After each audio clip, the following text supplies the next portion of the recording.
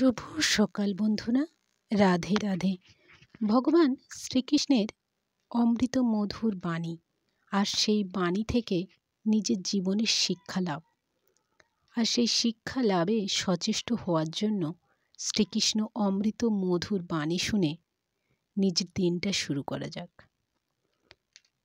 শ্রীকৃষ্ণ বলেন, কর্মফল মানুষকে কখনোই ছাড়ে না।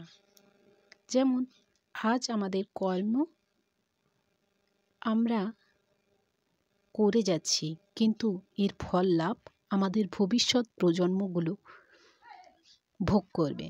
যেমন আমরা এখন দেখি চারিদিকে পরিবেশ দূষণ, তার কারণ হচ্ছে আমাদেরই এই প্রচেষ্টার জন্য আমরা দীর্ঘদিন ধরে নানা রকম ক্ষতিকারক পদার্থ ব্যবহার করছি, আর সেই কর্মের ফলই হচ্ছে পরিবেশ দূষণ।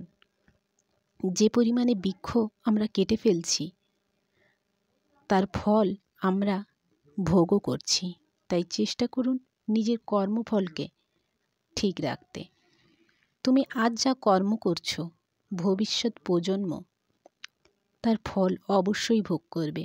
তুমি যদি মনে করো তুমি জন্মগ্রহণ করছো, তুমি মারা যাবে, কিন্তু তোমার কর্মগুলো পূজনীয় তখনই হবে যখন তোমার কর্ম সঠিক এবং তুমি তোমার কর্মের মাধ্যমে মানুষের সেবা করছো। রামকৃষ্ণ পরমহংসদেব, স্বামী বিবেকানন্দ এরাও মনুষ্য ছিলেন, কিন্তু তাদের কর্মই তাদের দেবতা রূপে মন্দিরে পূজিত হচ্ছে।